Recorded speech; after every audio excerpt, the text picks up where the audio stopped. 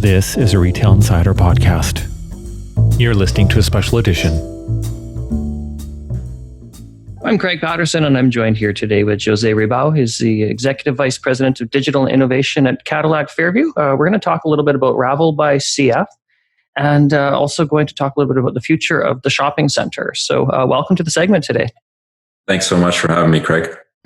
Tell me a little bit about Ravel by CF, how it got started, and what's been happening over the last while. Ravel is an initiative that we started about a year and a half ago to focus on bridging the digital experience in retail with the physical shopping center, with an aim of trying to provide our customers with a better interaction experience so that they could be more seamless in their journey when shopping at a Cadillac Fairview property. And over the last 18 months, we've tested a number of innovation pilots and essentially acted as the innovation hub for CF more broadly. Excellent. There have been a few activities I've seen out there that range from partnerships with Lyft in terms of transportation to the center. There's even a recording studio. Tell me a little bit about what's happened over the past 1.5 years. Well, you know, Craig, as you rightly note in many of your own articles and things that you're monitoring, shopping and retail is always evolving, and there's so many things that customers are either seeking out or new experiences that our shopping centers are trying to deliver to bring people back. And so a number of things that we've done over the last 18 months, making it easier to come to the property, making the experience more enjoyable, giving you an opportunity to be creative in a lounge. As you mentioned, we set up a studio so that over a 90-day period, we tested a number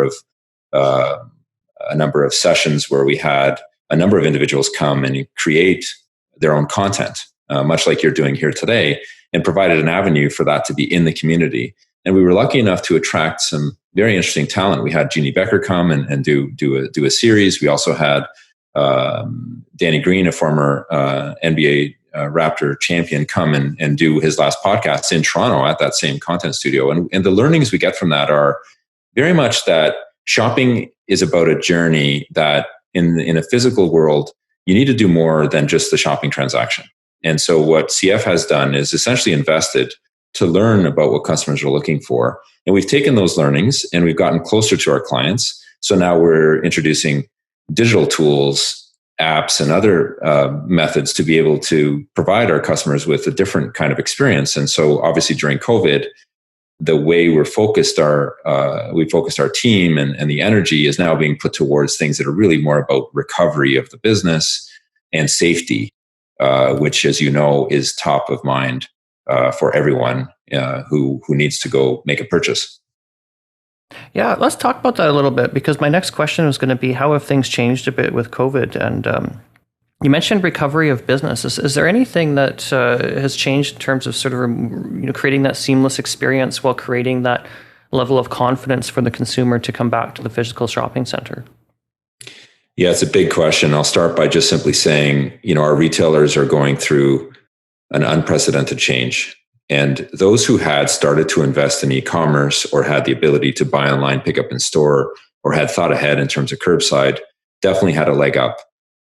But the issue is when you're seeing double-digit growth in e-commerce transactions, being able to deal with that volume has been a big burden. At the same time, the sales that would normally happen in a physical store during store closures disappeared, evaporated. And the e-commerce sales have not really made up for the lost revenue that would come from closing stores. So on the retailer side, there's a lot of pain and certainly a lot of efforts being put into that relationship, both from CF and our peers, to help the industry stand back up. So our opportunity within the digital and innovation team, along with technology, was what role can we play to entice customers to come back in a way that embraces e-commerce in the following way. So for example, much like you are likely going out and shopping on more of a mission-based experience than you might have done before, it would be great if you could search for the product before you get there. Ideally, you'd actually be able to even book a slot to come in at a certain time and visit a store without having to wait in line with other patrons. And normally something as simple as a lineup outside of a store could be managed normally. But during COVID and post-COVID, with physical distancing rules and health policy guidelines, we need to be very sensitive to that. There are certainly traditional methods to do that in the mall, but we're now exploring methods that actually allow us to use digital tools, much like you might experience if you were to go, for example, to Disney World and get a fast pass. There's no reason why we can't do that on our own properties. And that's exactly the kind of thing that we're bringing forward, are solutions that help a customer and a retailer both survive and provide a more seamless experience for both of them. Excellent. So, and this is actually an announcement Cadillac Fairview is making around the time of this podcast here. It's called, is it CF Guest List? Yes, that's our kind of pilot name that we're calling it. But essentially, Guest List allows you to, either show up at a store, book an appointment ahead of time or in real time. And it's between you and the retailer. We're just providing the ability for a customer to interact with the stores differently. And for the customer segment who doesn't want to wait in line, this helps the property. It helps them be more efficient in their shopping journey, because we are seeing that some customers are purchasing more than one product in their visit. But if they have to wait in line, clearly that'll affect sales. So we're doing our part to try and invite them to be on the guest list and then interact differently with the retailer than they might have otherwise. And these are not solutions that the retailers all can afford to do themselves or have necessarily thought of or have the resources to do. So again, that's just another initiative that our Ravel team, along with technology and our third-party partners, can actually work on together and bring forward. Oh, excellent. I'm not sure if you'd have the information or the answer to this, but what I've heard anecdotally is we may see fewer people strolling through stores, be it on a street or in a mall, but the conversion rates are much higher. Has there been any tracking on that to show that the consumers that are out are really out to shop as opposed to maybe browsing before COVID? So we're still gathering research from our shoppers. It's still early days relative to reopening, which really only started a few months ago. We've heard the same thing anecdotally. I think what we're trying to understand is whether some of those transactions have been pent up. So really what we're looking at are purchases that might have happened, let's say, to return back to school, but instead of happening over the course of the entire summer, they're now happening because the stores and the malls were closed. They're now happening in this last few weeks before school. So I believe that the spending power of the consumer is likely lower than it was a year ago for a number of economic reasons and job losses and layoffs. So I think net, if in fact the research holds true, which again, we're still gathering, we believe we're going to see that this has been a more concentrated purchase period, but that their spending power is the same, if not lower, because of concerns around job security and things of that nature. Oh, very interesting. In terms of what Ravel is doing, are there any, I guess you say innovations, say around fit of clothing, returns, as a retailer, as consumers start shopping a little bit more online, they're still looking at going into stores. I was wondering, is there any sort of vision for the future around, say, artificial intelligence or any sort of technology? And I'm definitely not an expert in this area, so I'm sort of asking a broad question, hoping something sticks with that. Yeah, no. Listen, so first let me start with in the early days post-COVID, it's all about recovery. So let's just continue with the e-commerce trend. As customers buy online, as you know, there's a lot of artificial intelligence that goes into trying to predict what the next customer product's going to be. But ultimately, our role right now is how can we facilitate that customer interaction? If they do want to come in the property, make it as safe, as convenient as possible. If they want to pick up at curbside, we have curbside pickup locations. I was just down at Toronto Eaton Centre yesterday, and we have reserved stalls so the customer doesn't have to pay to come into the parking area to be on curbside and have the retailer associate bring the product out to them. So that's another way to be safe. And in our new Live by CF app, we've actually put the curbside location in the map on the device in your app so that you don't even have to go look for it. It's right there. You know exactly where it is. You don't have to drive around the mall looking for curbside. It's actually right in your app. We've also even added the hand sanitizing stations. So those are now on the map, and we've put the directory in your pocket. So those things are all things we've learned from e-commerce around reducing friction. They're now available on your shopping app, on your device, on your terms, and you don't even have to wait to go to the property to do the search. You can do it there. When you start to get into other things, so in terms of the future, around this time last year, we'd actually secured and are still working through the program with Scale AI, which is a Montreal-based innovation and artificial intelligence hub. We've been working with a team there to determine how we make search even stronger and how we embed more optimal wayfinding in the property to make your journey even more responsive, and ultimately start to anticipate what products you might want based on the brands that you follow. So there does come a future where you can see us having a potential solution that is based on data and based on artificial intelligence. It's still early days, but those innovations are being worked on in the hopes that we might, again, make it as close to an e-commerce marketplace type experience as what customers are noticing today.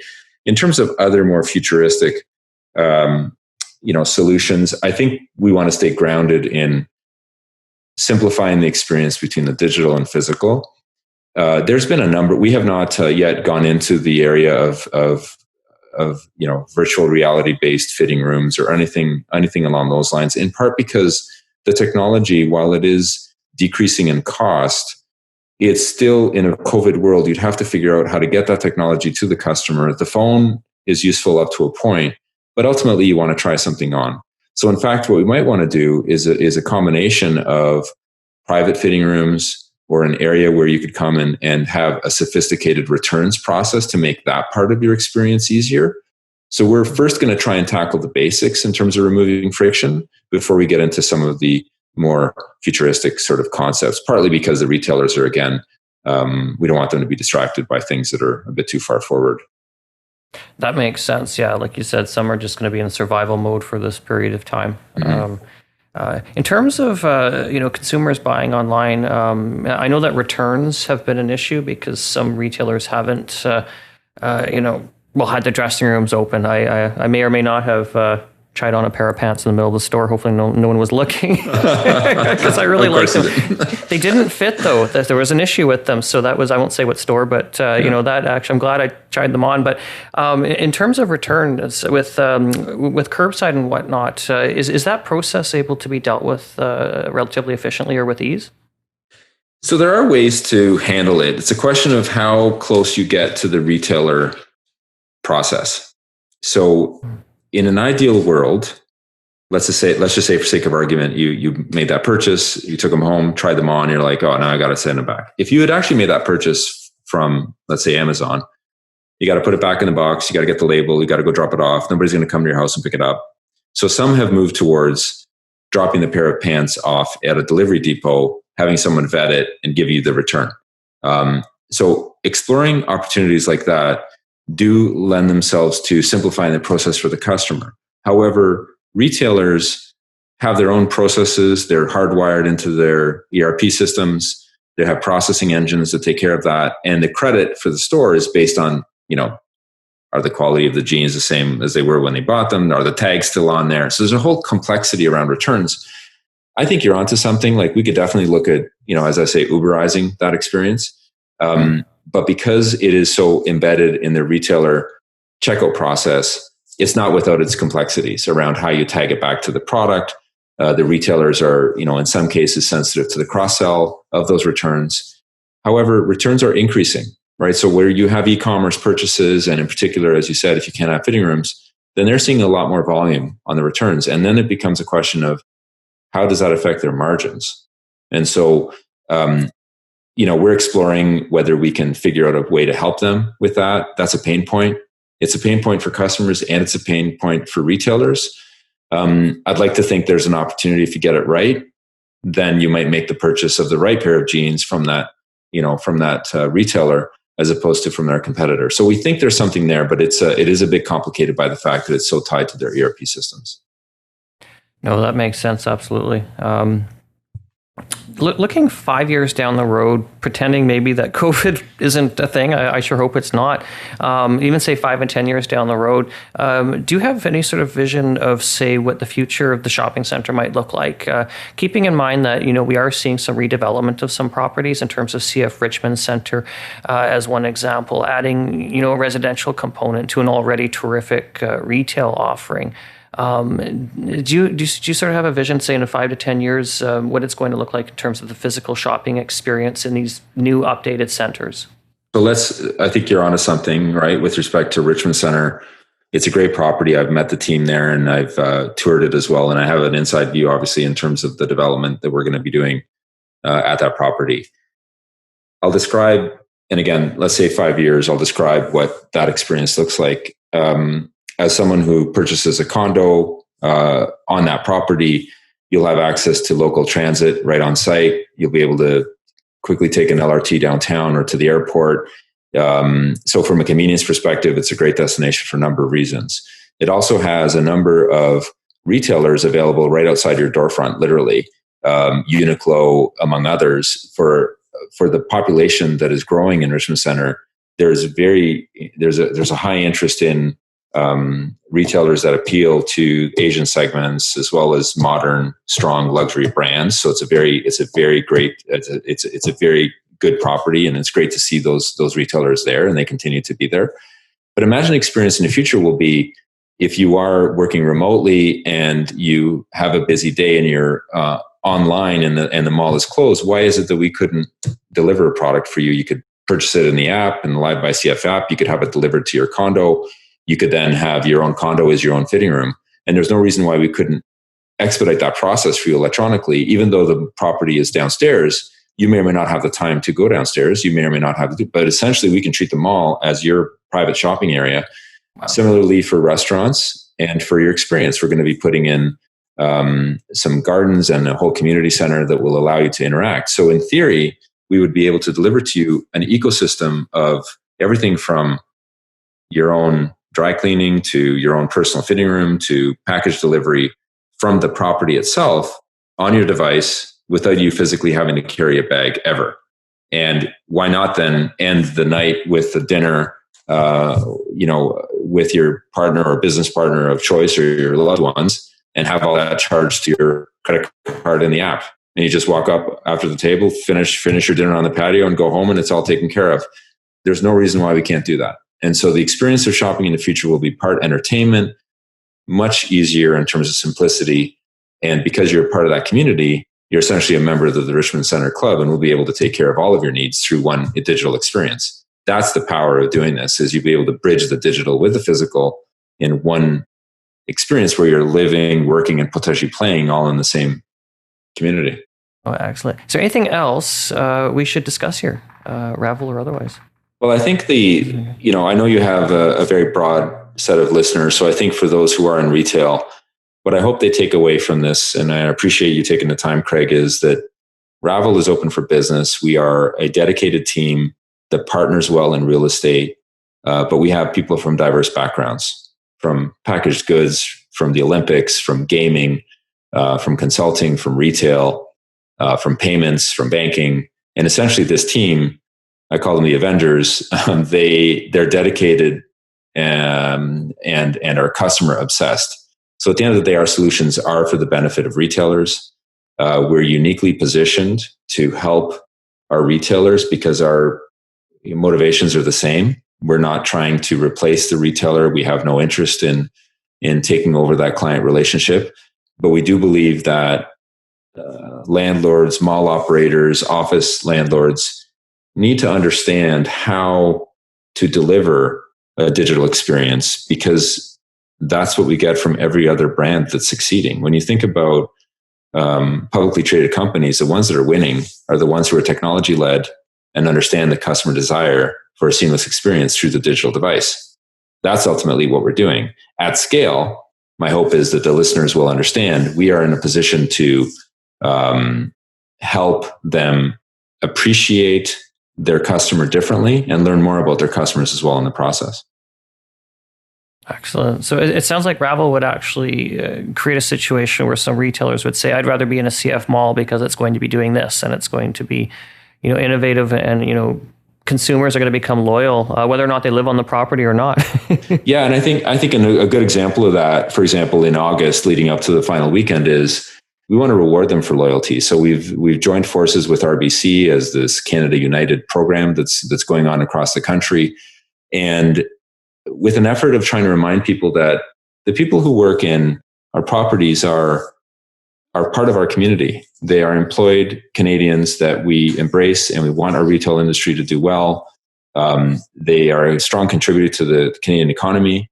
And so we've joined this Canada United program. We are doing a shopping spree that someone could win, and we're giving away $250,000 worth of shopping sprees. You can win a $5,000 shopping spree if you shop on that last weekend, and you can go to our website to find out more details. But ultimately, we really believe in this, showing locals some love, including those who work at properties. And so we're excited to be a part of that. But that's an example of thinking differently about how to bring people back to the property, reward them for that, and giving them something exciting to look forward to, because let's be honest, it's a tough time for a lot of people right now.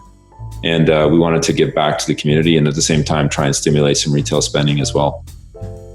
And that concludes our special edition podcast with Jose Ribau from Cadillac Fairview. And thank you to our listeners for being with us today. Please take a moment to subscribe to our podcast, and we would appreciate it if you left a review with your podcast provider to help others find us too. And just a gentle reminder, we do have an email newsletter that you can subscribe to that goes out every weekday morning, and it has a link to the Canadian news from around the web that we've curated from the previous day, as well as links to our recently published articles exclusive to Retail Insider. If you go to our website, retail-insider.com, you can find the subscribe area towards the bottom of our main page, and then you can get that email into your inbox every morning. So thanks everyone again. Hope you enjoyed, and speak to you all next week.